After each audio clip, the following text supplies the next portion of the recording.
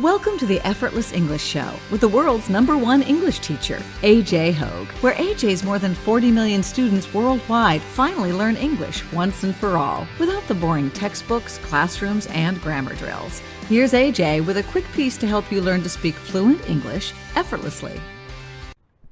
I'm AJ Hoge, the author of Effortless English. Learn to speak English like a native.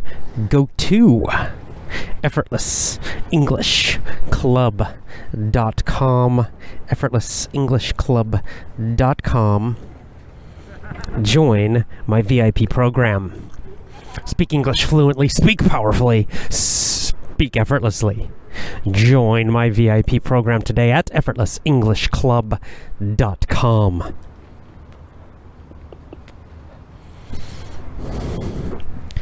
We have a new book, our new book for our next book club, The 7 Habits of Highly Effective People by Stephen Covey. The 7 Habits of Highly Effective People by Stephen Covey. This is a book. It's a very clear title. It's a book about habits, good habits. Good habits. It's a book about good habits, but very specific kinds of habits. What kinds of habits? Well, these are kind of general habits. You could even maybe call them mindsets, right? Attitudes. Right? They're very general. Not habits like brushing your teeth or exercising or that kind of stuff. Those are also good habits. But these are more mental and social habits. They're habits that are focused on learning and improvement, on achieving goals, specifically on achieving goals. Right? They're the kinds of attitudes, mentalities, actions, and behaviors that very successful people follow in all different kinds of life. As I mentioned in the last show, Covey's presenting in this book, he's presenting habits that are useful in all different kinds of skills and areas of life. So in your social life, in your financial life, with your health, with fitness, sports, family, all of that, everything, right? So of course they have to be very general habits. Now, as I was thinking about the book, I haven't started reading it again. I read this book, I don't know, many years ago, but I kind of remember some of the main points. And I remember that one of the rules or habits, one of the habits is connected to, actually, to the rules of effortless English. Is very interesting. I didn't plan that, but Covey, in one of his rules, I can't remember which one, habits I keep saying rules. In one of Covey's habits, it's understand first, then be understood. Now, Covey's teaching this in a very general way, right? That in life, when you're dealing with other people, it's best to first try to understand them, to first understand. You need to understand. And even when in general in life, the first thing you need to do, your first goal or focus should be understanding the situation. If you have a problem, understanding the problem, really understanding it. What is the problem really? What are the causes, the deeper causes of the problem, really? As you can imagine, if you don't understand your problem, then you are likely to try a lot of things that will not help, that will not solve it. You'll be trying to solve the wrong thing. So you have to first understand the problem. Or we could be more general and just say the situation, right? So let's say you have a goal. Imagine you have a goal. You have maybe a few big goals. But imagine you have a big goal, an important goal. Of course, you're not there yet. You have not achieved the goal yet. Of course, that's why you have the goal. So you're not there yet. Well, the first step before you start working on getting to that goal and taking a lot of actions and making a lot of decisions, before that, you need to first understand where you are now. You have to understand your current situation. So for example, in English, are you a low beginner, a zero-level beginner? Or are you kind of a low intermediate person? You kind of understand my podcast, this show, but it's quite difficult. Or are you more like a medium intermediate level? So you understand most of the podcast well. You understand, over 80%, but, there are occasionally words you don't understand. Or do you understand it quite easily? That means you're probably closer to the middle to high intermediate level, if you understand almost all of it, and if it seems fairly easy.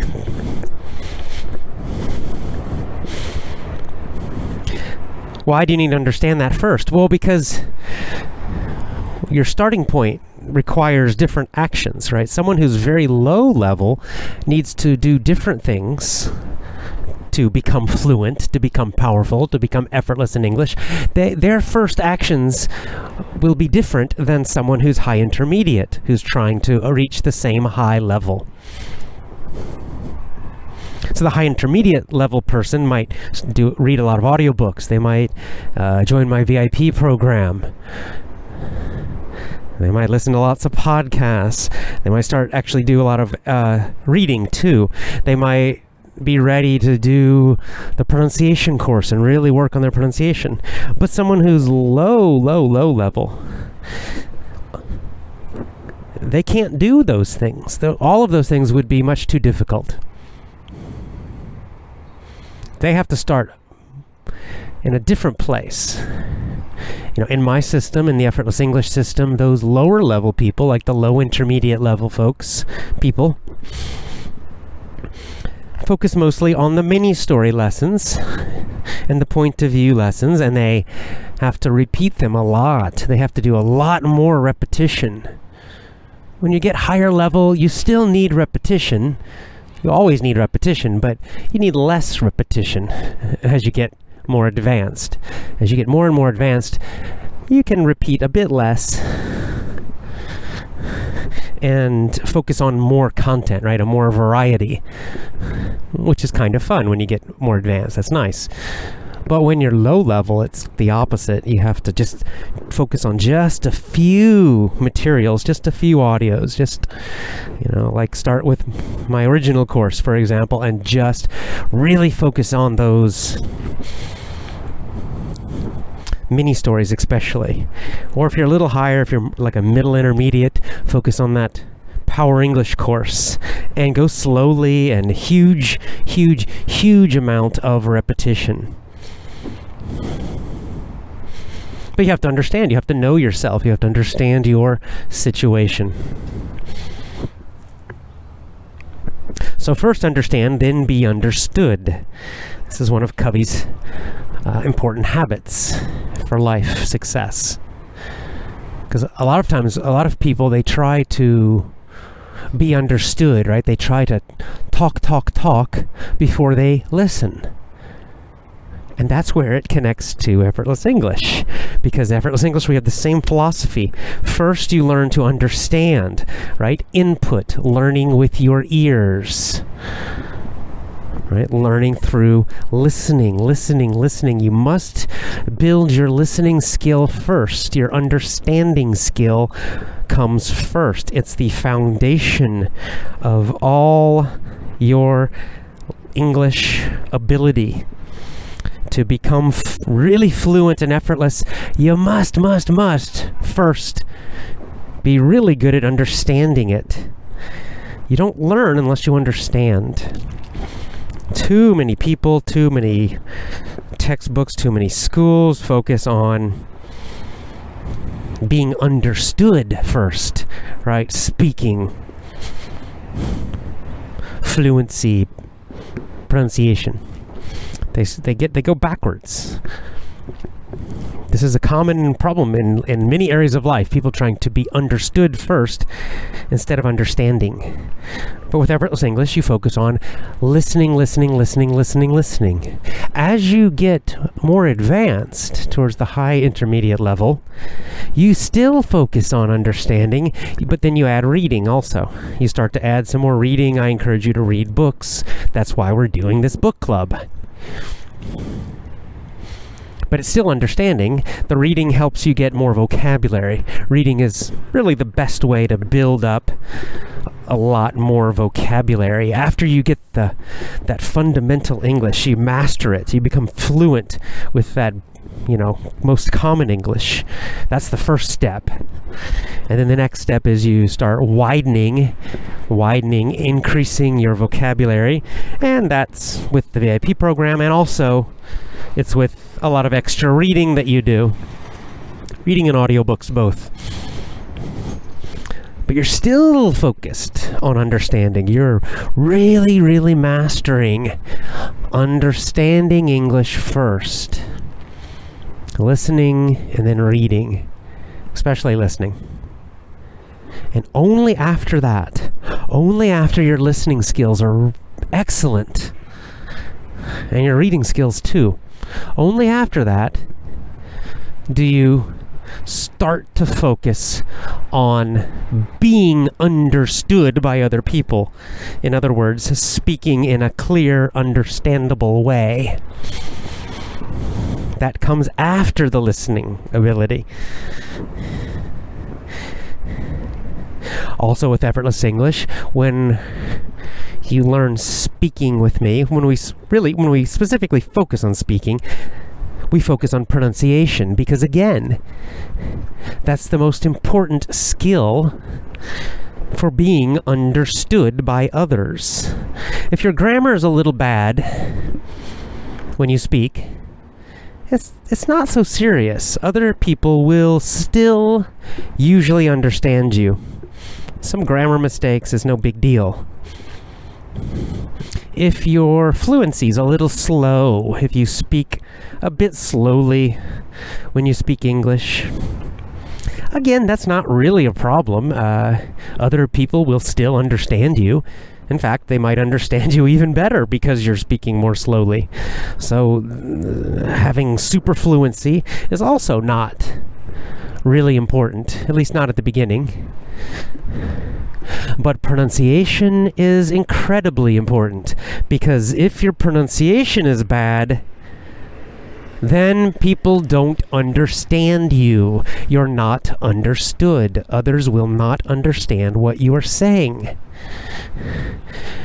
You might be using the correct vocabulary.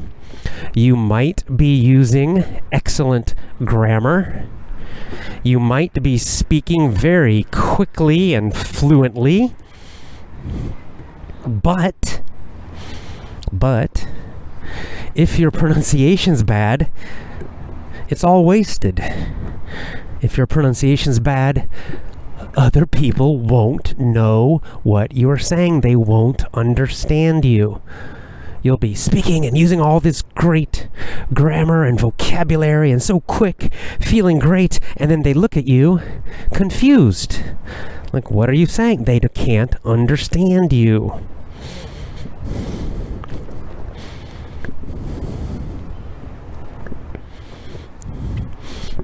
There's a problem I'd say in language learning in general, but certainly in English learning and teaching.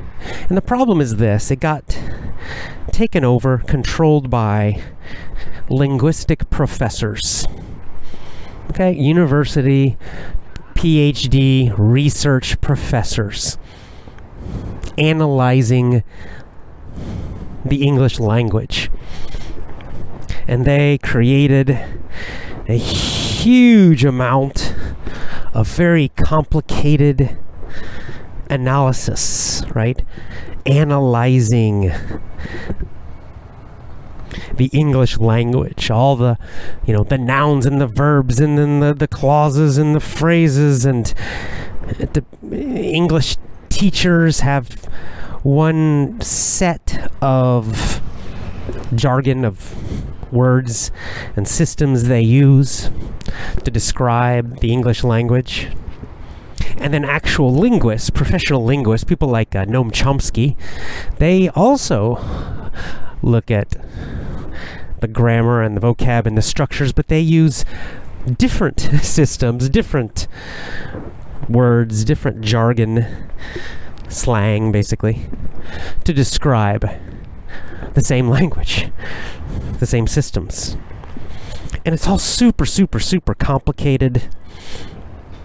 That's why you get these, you studied for years and years and years in these grammar books and textbooks with all the names of all of these verb tenses and other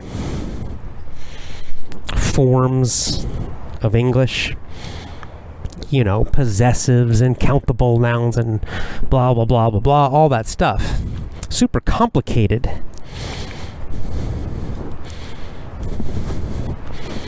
And it's because these people that created these systems, the people who wrote these books, they're academics, right? They're school people. So their job is to just analyze, talk about, right? To analyze and talk about really anything, any subject, in this case, the English language. And so they make it more and more and more and more and more complicated because they're not focused on performance, right? Actually doing it or helping other people do it. That's not what they're focused on, right? They're not players and they're not coaches. I'm a coach. So I'm interested in performance, your performance. My performance with English is excellent because I'm a native speaker and, you know, I'm a fairly good writer, fairly well educated, all of that. But then my challenge is, how do I coach you? How do I help you to really perform, to really do it so that you understand and speak? And so I'm looking at the doing, really doing it. And here's the good news. You don't need all of those complicated, complex theories and rules and all of that. It's really quite simple with English. Number one, you need to understand. Number two, you need to be understood. That's it. 2 skills. Okay? We can break it into smaller skills like reading, writing, you know, speaking and listening. But basically, it's understand, be understood. Right? That's the goal. That's exactly what you want. That's what language is about, and that's what English is about. Right? That's the function, what you really, really want. You when someone talks to you, speaks to you in English, you want to understand them. You want to understand what they are communicating. The messages. What are they saying to you? What do they want? What are they thinking? What are they feeling? What are they communicating? You need to understand. Number 2, when you want to communicate an idea, a feeling, something you need, whatever, you need to be understood. You need the other person to understand what you are trying to say, what you want, what you need, the information, whatever. That's it. That's all. So whenever you are learning English, practicing, training, you must always remember these are the 2 ultimate, final, most important goals. See, the good news is you don't need to be perfect to understand and be understood. Especially with the speaking part, being understood, you don't need to be perfect. You can make grammar mistakes. You know, I can talk to my nephews. In America, I have 2 little nephews. So little, small, like toddlers. Not quite babies, right? They're talking now, but they're still kind of that baby language a little bit. Well, they make mistakes. They don't, they don't use perfect grammar, but I understand them very well. They can communicate with me quite well. Right? They don't need to have perfect grammar every time, because what little babies and little kids understand they naturally understand that communication is the most important thing, not some kind of intellectual perfection. So if they say, I want eat food, hungry, I hungry. Okay, that's not, they should say I am hungry. They could conjugate their verbs better. We can look at this and find, quote, mistakes, right? So-called mistakes. But the truth is, it's very clear communication. It's totally clear. Completely 100% understandable. No confusion. Right? We understand exactly what that child wants. We understand exactly what they are saying.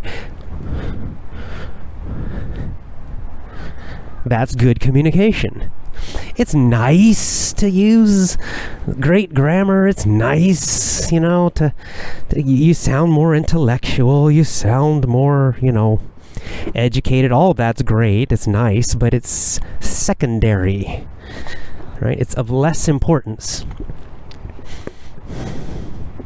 So this is why, again, when you are focusing on speaking, when you start getting up towards that advanced level, you're speaking, but now you realize, I really want to work on my speaking. I want to train my speaking.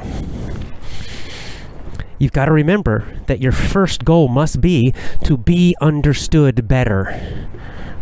Right? In fact, your goal really should be to be understood 100% of the time. Every time you speak English, the other person or the other people, they understand exactly what you're saying. Do you see how it's different? It's different. See, most students, because they're trained in schools, most students, their goal is, I want to improve my English. I gotta get my grammar better. I keep making these mistakes. I didn't conjugate the verb correctly, and the verb didn't agree with the subject, that kind of stuff, and they get worried about that. But that's really distracting. It's not, that's not the natural or intelligent way. You have to being understood is the most important thing. People will understand you if you make some verb mistakes with conjugation, but what they will not understand is bad pronunciation. So that's why when you're ready to get that more advanced level and really improve your communication, your spoken communication, so that you are understood 100%, pronunciation should be the main focus. That should be the main thing you focus on for training your speech. The fluency, the vocabulary, the grammar really happens naturally. That will improve naturally as you continue to listen, and read. You will naturally improve your grammar and your fluency, and the number of words you know and the number of words you use. All of that happens quite naturally as long as you continue to do lots of reading and lots of listening. But the pronunciation, that does require some training, a little more focus, a little more discipline. That's why I created the pronunciation course, to specifically train that. So when you want to get to that more advanced level, when you want to focus on that being understood, realize that pronunciation is the main thing, right? Bad pronunciation is the main reason that intermediate and above speakers have trouble.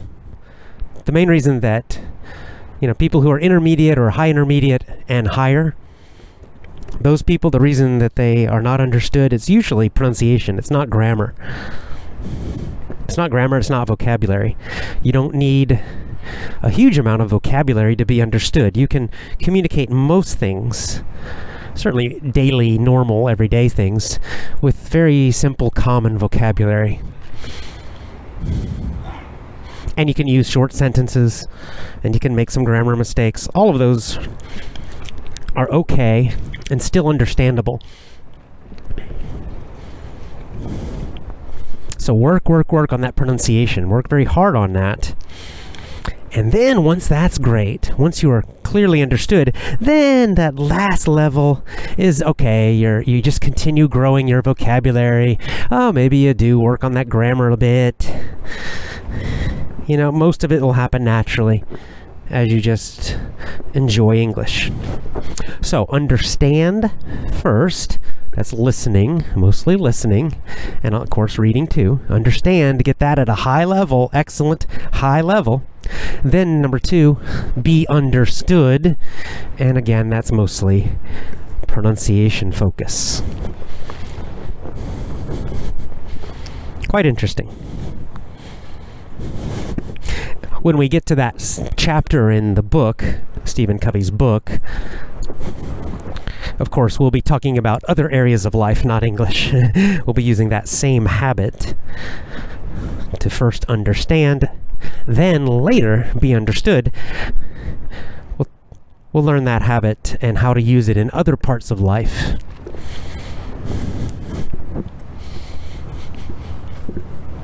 Of course, my pronunciation course and my VIP program, they're both at effortlessenglishclub.com.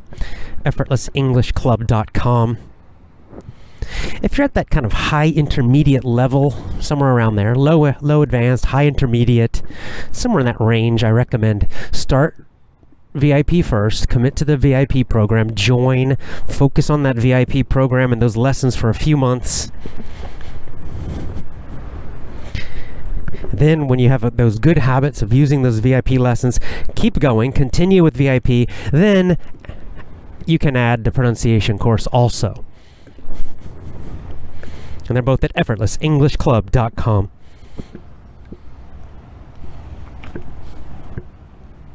Oh, by the way, VIP members, current VIP members, we are doing an update on our website right now, the courses website. Actually, this is for all the courses, but especially VIP. We're doing an update, so there are going to be a few problems on the website this week, the next few days. You might notice that the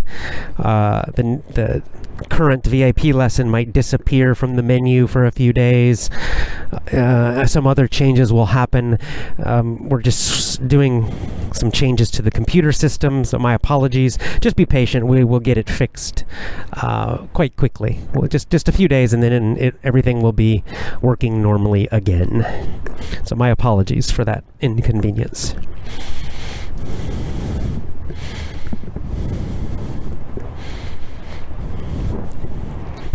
Following up with our last topic of, appreciating those small pleasures. I've talked a lot about simplicity, the benefits of living a more simple life. We talked about this a lot when we were doing the Rich Dad book, Rich Dad, Poor Dad. There are many economic, financial benefits to what's called voluntary simplicity. Voluntary simplicity. Voluntary is important. It means you choose to do it. Right? It's no fun if it's not voluntary. If someone else forces you to live a simple life, to not spend much money, to not do to not have nice things, well, then you just feel like you're poor, or it doesn't feel good. But when you use your own self-discipline and you choose to live a more simple life, you choose to spend less money than you get, than you earn, that's very powerful, has many benefits. We talked about that. Financial benefits, but also mental and emotional benefits. The benefit of giving you more time. And indeed, spiritual benefits. Connected to this is the idea of pace of life. P-A-C-E, pace. It's a nice word, pace. Pace means speed. It's the speed that you do something. How fast do you do something? That's called the pace. It's used in running a lot. So runners, this is a good word to know. What is your pace? A lot of times runners will ask this question. You meet another runner. Oh, what's your pace? Right? What's your pace in the marathon? What that means is what rate? What's your speed? Your average speed. So that means for a runner, that means like how many minutes per mile. Or outside of America, kilometer. But Americans, we say per mile. So like, I run an 8-minute mile. That means I run 1 mile in 8 minutes. That's my pace, right? It's kind of like in a car. Your speed, it's your speed. Your speedometer shows you your pace. But it has the idea, too, of kind of your average pace, not just right now, but also in a more general way, too. Or you might say, okay, I'm training for a marathon. What pace should I run when I train for a marathon? Right? And if it's your first marathon, the best advice, I think, is to train at a very slow pace, like a 12-minute mile, which is quite slow, but that's the best, right? Obviously, when you do longer races, your pace will go down. You can't run the same speed if you're running 50 miles as 1 mile. If you're only running 1 mile, you can run faster because you won't get tired so much. It's much shorter. So that's pace. It's pace. Well, we can also talk about a pace of life. We will common phrases we use in English. Very fast-paced.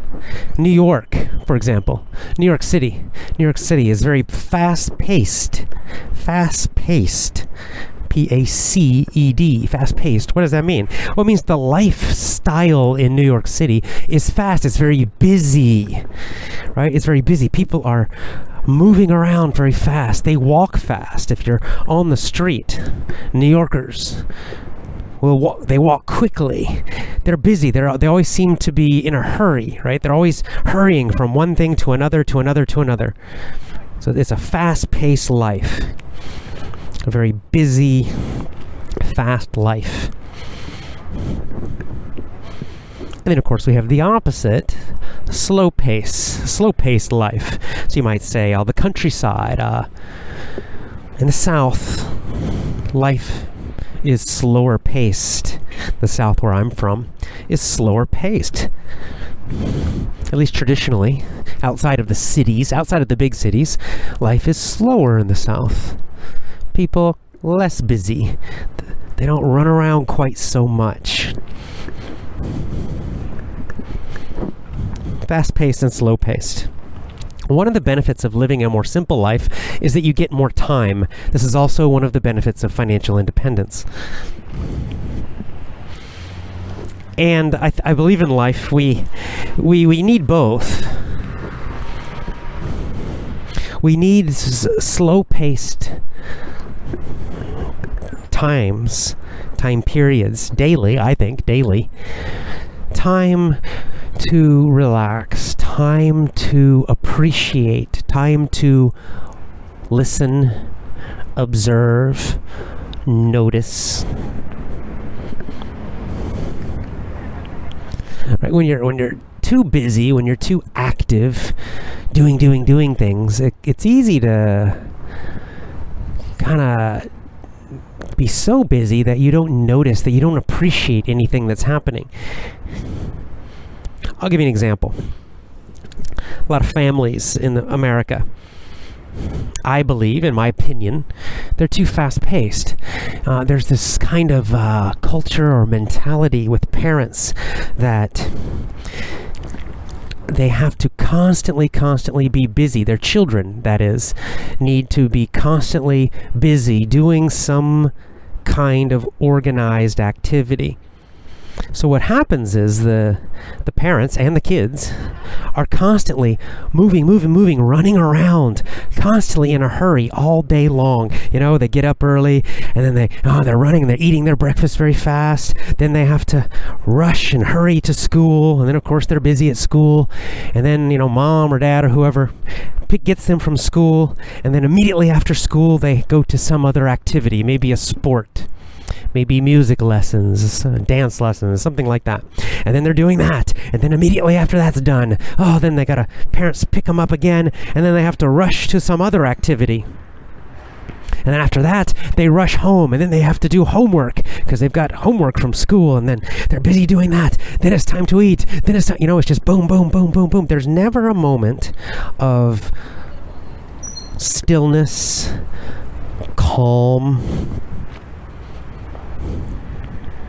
right? It's just go, go, go, go, go, go, go. Very fast paced. And the problem with this, and this, it's a complaint. It's something that parents in America complain about a lot. It's something I've noticed a lot in families in the States, is that they're so busy, they miss out on something so important, that they don't take the time to just be with each other and enjoy each other's company, to just be with each other in a relaxed way, nothing to do specifically, just enjoy being together, just enjoy appreciating each other, maybe playing a little game together, maybe I don't know, maybe just sitting in the kitchen and helping to cook a meal. Maybe just running around the house, maybe running around and playing outdoors, maybe doing some little art project together. But not structured, not organized, and no hurry, right? No time limit, no time schedule, just to be together. And I think that's when most of the magic moments happen in families. I think those are the most important moments. I think that is much more important than some lesson or activity outside of the house that requires a slower pace of life.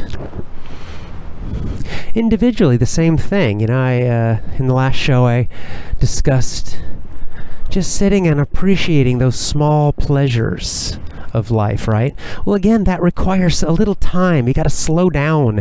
Mostly it's slowing down your mind, because when you're rushing, right, when you're in a hurry, when you have such a busy schedule, your mind gets very fast. It's filled with thoughts constantly, and it's easy to become very distracted and not to appreciate this moment now. Right? There are two ways. For example, you can drink coffee in two ways. You can just make a cup of coffee and drink it really fast because you're in a hurry and you got to run and get off to work or wherever. And it's just rush, rush, rush. You hardly even taste it. You're just getting it for that caffeine energy, and that's it. You're kind of distracted. You're thinking about the next thing you have to do, and the next thing, and the next thing. That's a fast pace of life. Fast pace. A fast-paced life, if we want to use it as an adjective, add a D. Fast-paced life. Or as a noun, just a fast pace. Using it like a phrase there. But the other way, the way I prefer to drink coffee, is to get your coffee and to sit and to drink it slowly and notice the flavor, sip on it, sit back and relax. While you're sipping on that coffee, look around. If I'm in a coffee shop, I like to just look at the people, notice the people. I kind of just listen to the background noise of all the conversations happening and the music playing. And then I'll just notice my thoughts. It's kind of a little bit of a kind of meditation. Notice my thoughts, and a lot of times I'll get, creative and interesting thoughts pop into my head at that time because I slow down and I let them come and I listen to them, right? That intuition, remember, that intuition and also creativity requires a calmer mind. And so I'll sit there, and often I'll have my little notebook and a pen, and as these thoughts and ideas come, I'll just write them down. It's all very slow-paced. And as I do that, sometimes I'll just, I'll think of things I'm grateful for. I'll think of the many things in my life I appreciate.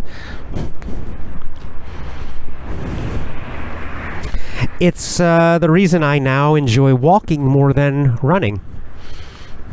I think running is still great. Jogging is still a great exercise. I'm not doing it currently.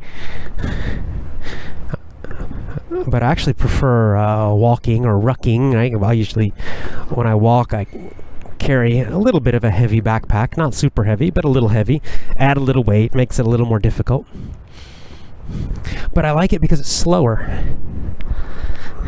And the reason I like that is because it's slower, I have more time to look around and notice the people, the buildings, the sky, the sun, the clouds, the moon, the stars, my own thoughts. And again, because it's slower paced, because my mind is calmer, again, I often get some really nice ideas while I'm walking. When I'm running, it's less so. When I'm running, it feels more like I'm training. Running can still be nice. When running, I sometimes what I try to do is just focus on my breathing as I'm running, and I'll let my mind just become totally clear. Try not to think at all. But the point is these things, intuition, creativity, appreciation, they all require a calmer mind, and that usually requires slowing down.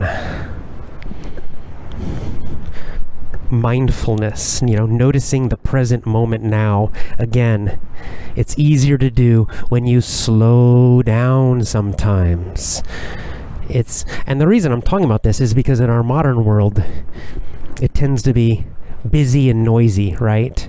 We need action too. I mean, just sitting around all the time, then we can become lazy. So that's the sort of negative extreme, right? If you become too slow-paced, then you become lazy, and that's not good. We know that. But I think generally, for most people now in our kind of city-type lives or our modern lives I think for most people it's the opposite problem. Most people too fast-paced, too busy, too noisy, too distracting. And what most need is a slower pace of life to balance that out. You've got to find a way to slow things down.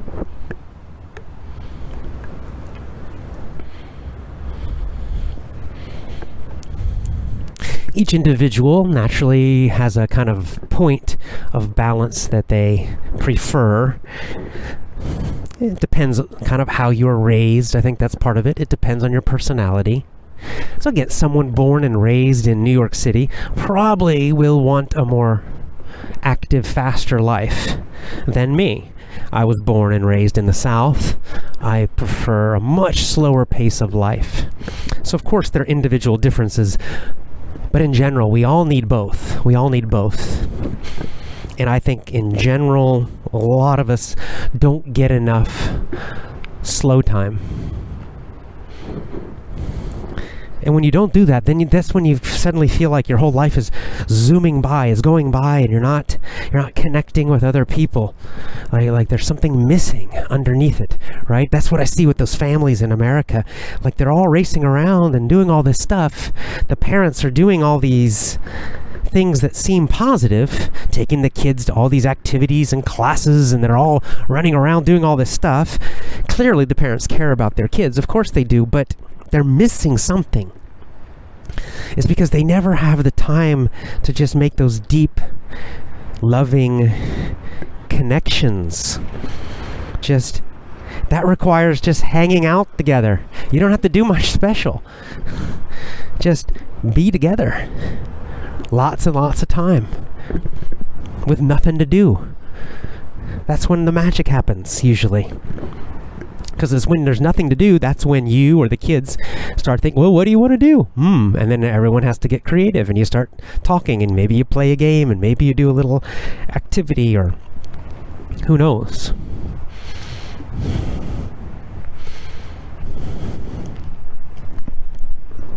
So I just want to encourage you. This is why I encourage you as you listen to English. Go for a walk. Yeah, some of you are fitness people, I know. I understand it. So if you prefer jogging, no problem, or biking, that's also great.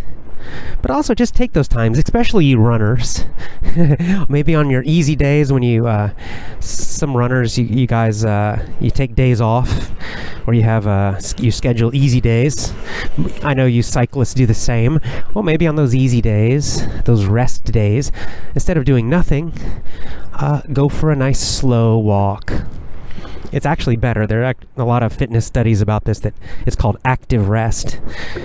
Your muscles actually will benefit from the slow walk. It's better than doing nothing. It's better than total rest.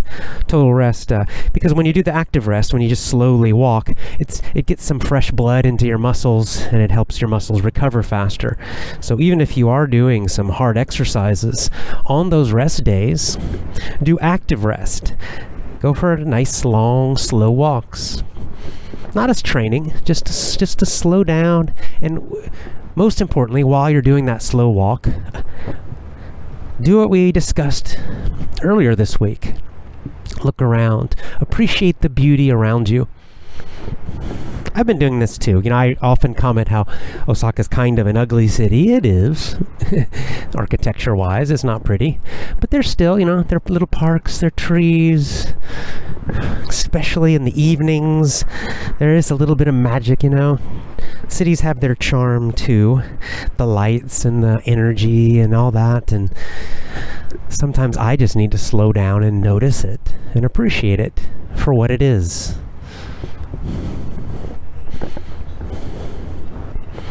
So try that. I'd like you to try that this weekend. Just try slowing down and start designing time.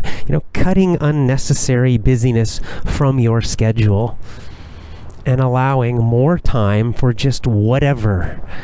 No plan, no schedule, nothing. And during those slow times, don't watch TV. Right? Don't distract yourself with something passive. Instead, you sip on a coffee, sip on a tea, sip on water, juice, whatever. Just notice what's around you. Notice and appreciate the people around you, the people you love and care about, even just strangers around you. If you have nature around you, notice that. That's wonderful. You've always got the sky and the clouds above you. As I said, even in a city, there can be a kind of beauty in a city with the energy and the lights and the movement, and you just sit back and appreciate it and notice it. That's all you do. And if you want to, as you do this, your mind will get calmer. You can have a notebook with you, and if maybe some cool ideas pop into your head, just write them down and then let them go. Just write it down, then you don't have to keep thinking about it. Write it down.